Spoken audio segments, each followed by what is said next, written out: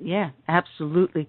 You know, I was catching a little bit of the preview of this State of the Union address for Obama for Tuesday, and this was in the Examiner, examiner.com, and they're predicting that he's going to focus on the same platform again. He's going to focus on economic equality and mobility. That's the new catchphrase that he's been tossing around, and he did this in a December 4th speech. He's also saying that the defining challenge of our time, a fundamental threat to the American dream. And I'm reading this and I'm going, oh, no. He has no idea what the true American dream is. It's not economic equality. It's equality in the chance to seek economic mobility and social mobility. It's the chance. There's nothing guaranteed, but we're going to offer you... It's the pursuit of happiness. Exactly. And again, he's going to be trying to drive that wedge into our fight against what the true poverty is, and that's a poverty of spirit. That's a poverty of will. When you darken a person light and you take hope out of the equation, then you can keep people oppressed.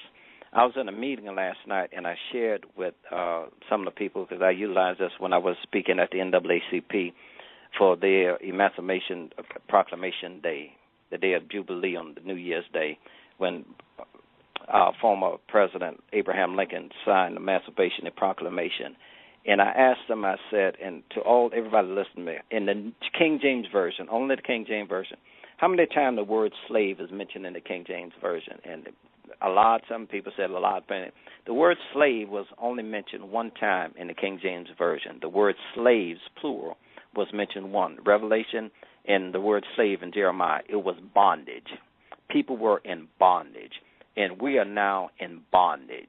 We are not slaves, but we're in economical, social bondage from the regime of the government and how they are giving us entitlement. They're giving you something, but they're taking your dignity away. So we have found another state of bondage that we got to get out. That is true. Now, I know my co-host has been sitting there very quietly, and before we came on air, he said he's got a lot of questions for you. So, cool, Mike. Yeah, well, Mr. Leon, welcome back. Great to have you here. Hey, how you doing? Good to be back. Good, Mr. Winn. Well, first question. All right, you running for office, standard politician. You hear this, you hear that. Energy is my first question. And, okay, all the candidates, they address energy efficiency, et cetera, As a member of Congress representing it is a 6th district, correct? Right. What would you do in regards to energy, whether it's alternative or whatever, to help America become energy independent? We need to tap into our own resources. We have enough oil in America to last this country over 500 years if we just stay where we are, according to some of the readings that I've had. We can develop windmill near the coast, because when you come into inner area of South Carolina, you don't have a lot of wind, but you can start actually with windmill near the coast coming off the ocean. We can become self-sufficient, but we got to be willing to spend the money to do it. And being self-sufficient, we need to stop depending on foreign oil. I read this many years ago, is that when you depend on your enemy, at any time your enemy can take your dependence away, and that's what we're doing. Okay. Now, another thing, too, is how about you talked about the coast, and obviously South Carolina has some very big ports. How about trade, whether it's within the United States, international trade, et cetera? We have to open up the trade ports, because the Panama, if I'm not mistaken, the Panama Canal had widened, and it's getting ready to open up. You're having those mega cargo ships that's coming in to this country. We're already dredging Charleston and a little further down to take those ships in. Imagine this. Those ships coming in with raw material.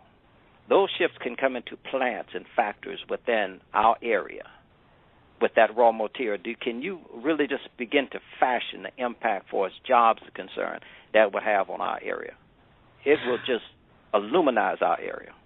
All right. Well, Leon, there's a bit of a fight going on between Savannah and here in Jasper, Beaufort County, because Savannah wants to widen and take those ships in, but we want to open the port in the Jasper area where it will require less dredging, less harm to the environment, and allow ships to come in safely.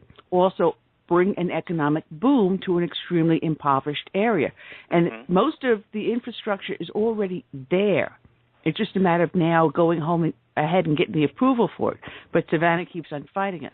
Now, you've got to compound that with a recent article that I read just this past week that they're having problems with labor in Panama. And the Panama, the teeth and backwards, Panama Canal may not be opened in time because the contractors are not being paid. So this is going to be an interesting dynamic to look at. Yeah, that's interesting to me. This is the first that I've heard it. And you just kind of threw me for a loop for a second there. But what happened is that even, this is my thought, something has to transpire, something has to happen to get the Panama Canal open. They're not going to sit down, shut down, and say, well, we're not going to open it. They're going to go away. We're hoping and trusting that somewhere, some way, somehow, they will get open. Now, when you get down to Jasper County, once again, I get back to training our people, getting people in the position that when these industries or when these things come, we have to have our people ready to do these jobs, to do these labors. We just got to get people ready, and we need to start now. Well, now that brings me into education, because one of the things Obama is supposed to be talking about on Tuesday night is education, higher education, ease of access to student aid and universal preschools. Now, as I went through each one of those, reading it, I underlined education with an arrow to Common Core. Higher education, I did a little arrow to free college tuition and tuition loans, the DREAM Act, to universal preschools. Oh, great. Early indoctrination of our 4-year-olds. Then he goes into... Yeah, go ahead. No, go ahead. No, please, because it goes into another part. Yeah, I was talking to my deputy campaign manager, who's a young attorney, and we were just conversing, as we always do, and he said that he have a lot of friends that they did what was right when it pertains to education. They graduated high school, they went to college, they graduated college, they did well in school. Now there's no jobs. Now they got this bill that they have to pay for school for their education, and now they don't have no job to pay for them. These are some of the things that we need to start working on. Well, that's going to go into a question that I have over here from the Rocky Mountain Tea Party, because you're talking about getting them into the positions for these jobs. But we also have now Obama with his immigration plan. We've got something, I think they estimated a total of 92 million Americans without work, whether they've left the workforce or whether they're simply unemployed or underemployed. But 92 million Americans, and he wants to bring in people to fill American jobs. I was thinking about this. I want you to think about this. And there's just a great controversy about the borders, and people want to come into America, and, you know, this is the land of the free, and we want to do what is right as Christian people. But I'm going to be very blatant. If you don't think we need to control our borders and watch who come into this country, ask the American Indian. Think about it. Very simple question. Very simple. Bigfoot is asking where Jasper County is in relation to Charleston.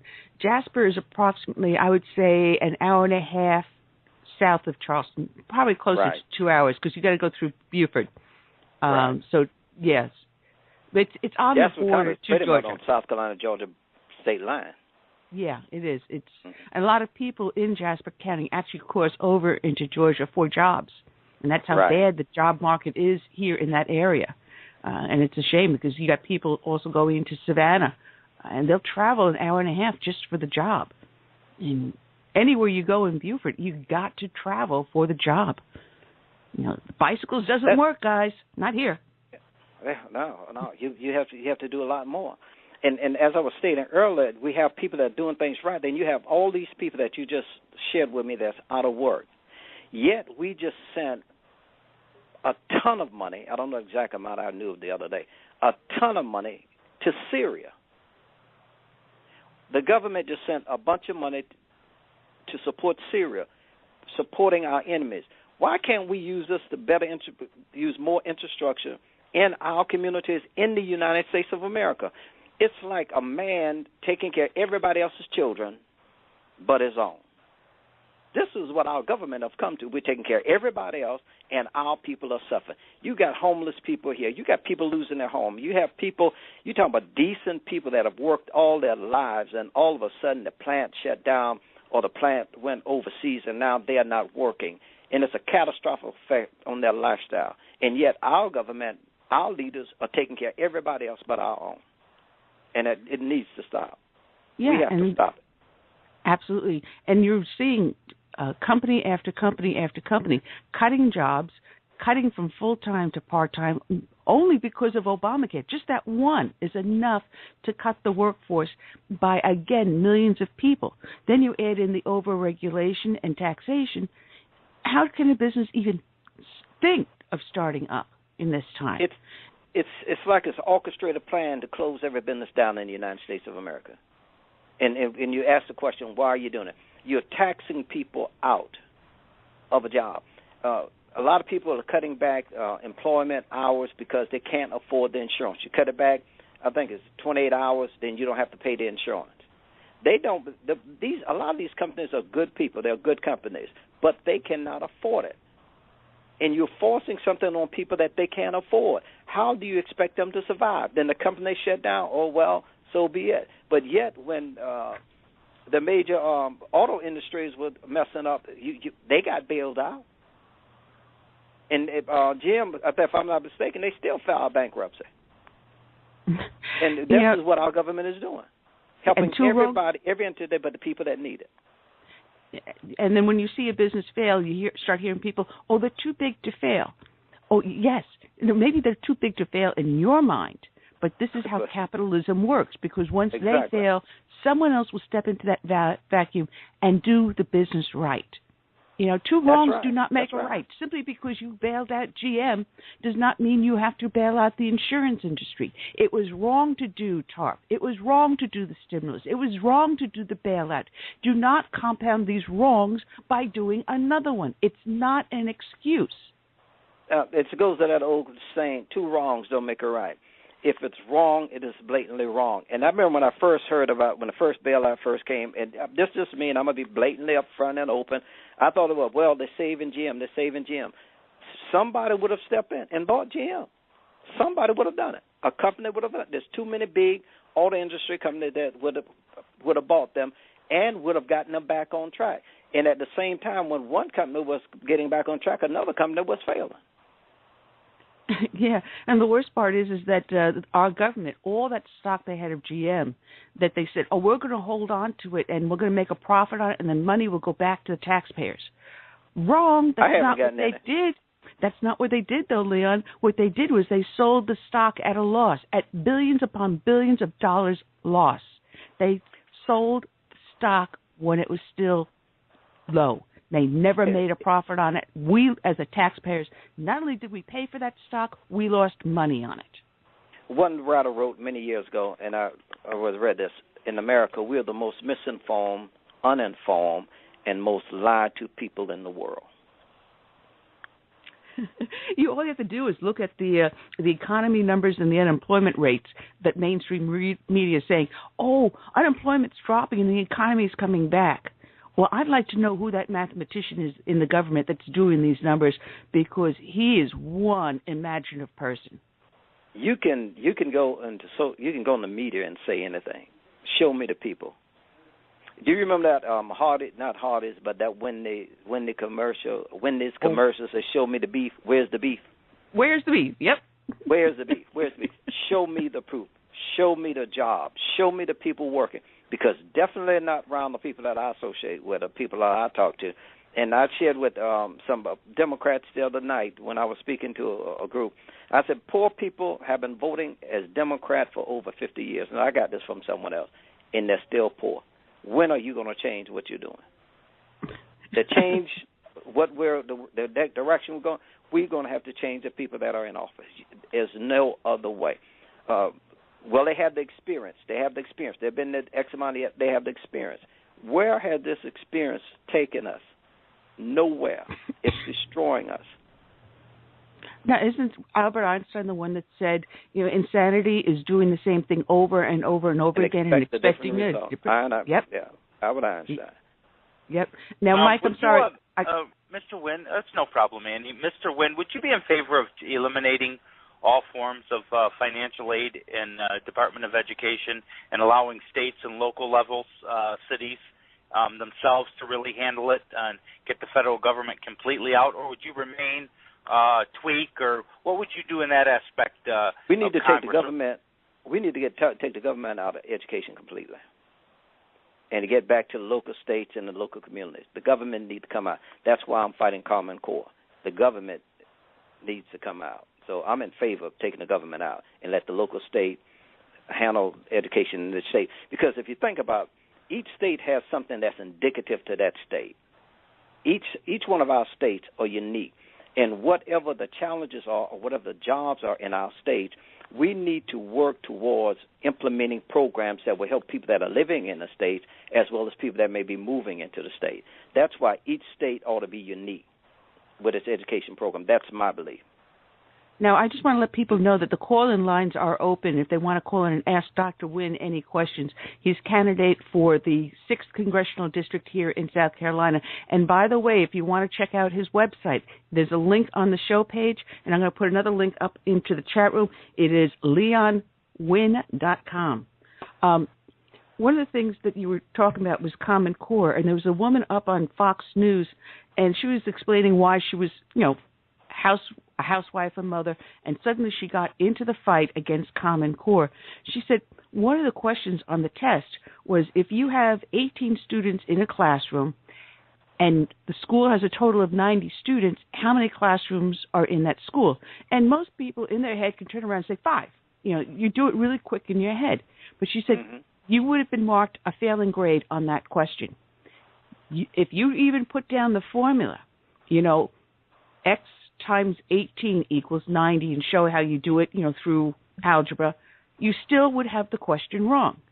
Using Common Core methods, according to their standards, you have to do 108 steps with circles and arrows and smiley faces and all this other BS on it, 108 steps to show how you get to the answer of 5.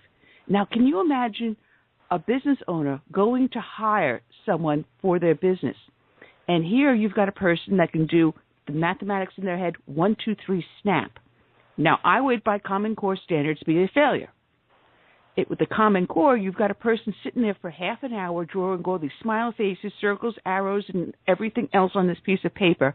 And half an hour later, they come to an answer I derived within a split second. I'm even better than that. I have an experience that I saw. I was in the 6th grade class the other week with my youngest daughter, and the teacher was there, and I got a good rapport with them. And I so noticed the Common Core book on the desk, and the young lady came up, and she had the answer. And the teacher said, all right, do you have the answer? The answer correct. How did you get it? And she didn't do all the steps. And she said, you got to go back and do all the steps. And the child was standing there, but I got the answer. No, you have to go back and do the steps. And I asked the teacher, I said, how do you feel about this Common Core? She said, Mr. Winn, it's causing me to pull my hair out. The teachers don't like it. One teacher told me in the Sumter County area that the parents ought to be able to go and sue the county, the school district, for what they were teaching in Common Core last year. They threw in Common Core to the teachers with no training and say, teach this. Children did not learn last year because the teachers didn't know what to do. You can't teach what you don't know. And that's exactly what happened. They just thrust it upon them, and they were stuck. And teachers, everybody, they don't want to jeopardize their jobs. They don't want to come out bold and speak against Common Core. But somebody got to stand up and say, it is not working. Every child does not learn on the same level. It is theoretically, humanly impossible. I was looking at this commercial several years ago, and this man said, I have 2 twin sons. I love them both. One loves math, the little recess. Oh yeah, I know a lot of people like that. You know, everyone has one of them in their family. People, we just learn differently. And you can't have one stand. It's like one size fit all. In one size fit all, it has. Think about it. No matter what it is, if it's a hat, if it's a jacket, one size cannot fit all. It does not. It's impossible. Yeah, we had someone asking in the chat room if Common Core is USA-wide or a state issue. It is a federal standard. It's federal implemented. Mm-hmm. Right. And what the federal government does is they go up to the states and they say, oh, listen, we'll give you this federal money, and all this great money comes pouring into the state school budgets. And they go, oh, wow. And all we have to do is implement this Common Core standard. And on paper, you know, when they sell it to you, it sounds really nice. But then when you start to look into it, you look at the horror that is this thing called Common Core. And as you said, our students are not learning.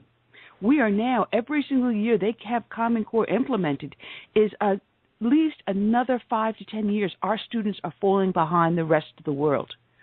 And this Common Core is going to kill a whole generation of students coming up. I asked my congregation, I have some young girls, some young ladies and men, that at the church, every grading period, whoever made straight A's, we take up offering in church for them. A young lady that have always made straight A's, have never missed it. She's in the 11th grade now. Did not make straight A's last grading period. And I called her friend, like, what happened? She said, I don't know. And that's when I asked the congregation, do you know what Common Core is? Not one person knew what it was. Yet your children are being taught. This is probably why one of the reasons this young lady who always made straight A's did not make straight A's, because it's a different teaching method. And we're planning on doing a workshop with some people out of the Charleston area that's bringing them to the church to talk to people about Common Core and to the community, that we're sitting down as a people not doing nothing and thinking that everything is all right because the government is implementing it. And hence the concept I used earlier, the love of money is the root of all evil. That's biblically referenced.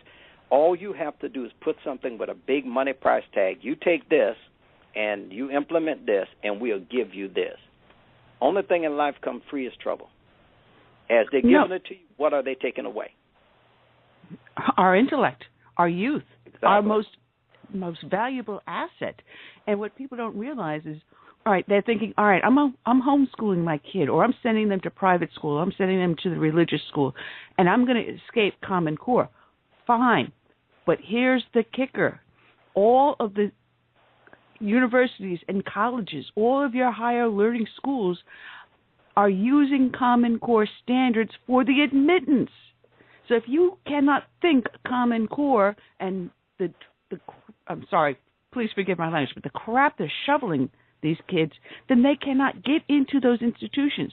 And the few institutions that will not use Common Core standards for admissions are going to be very, very few and far between.